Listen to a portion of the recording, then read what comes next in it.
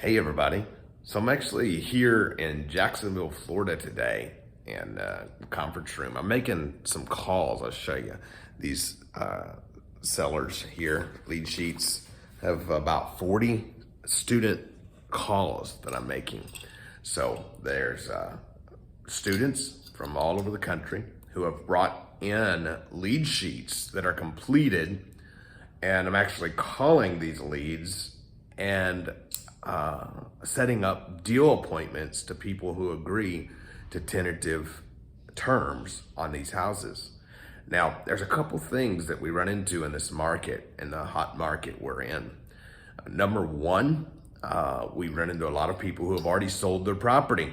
So by the time we get the lead sheet filled out by the VA and gets to us and then we call it, it's not uncommon that the property is already pending contract, already sold. And then the second thing we're running into is commonly an objection, which is, why should the seller sell to us? In other words, with the current market, if they can just post it up for sale and get full price and all cash, why would they sell to us? Well, there's two answers I have for that. Number one, if we're buying the house with owner financing or some sort of creative terms, we have an option where they can actually net more by selling to us than any other way. But secondly, we're looking for sellers who need to sell and don't just want to sell. So people who need to sell their house fast for whatever reason. Maybe it's for fast cash but low value, or maybe it's a fast sell with owner financing. But either way, we're looking for people who need to sell. Now, sometimes that's a seller challenge, and sometimes that's a house challenge. But either challenge, as entrepreneurs, we're in the business of solving problems. That's what we get paid to do, right? So I find the solution. For example, some of these houses have been on the market. Occasionally, one across one has been on the market for several months.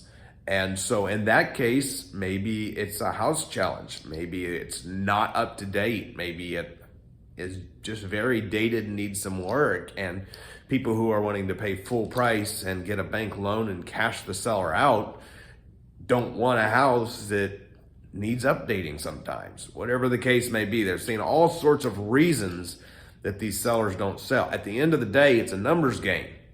So I notice at every one of these times when I call a bunch of these sellers, so far out of 40 lead sheets, I've called around 30 and got 2 tentative deals, meaning the seller verbally agreed to reasonable terms and set up a meeting for us to see the house.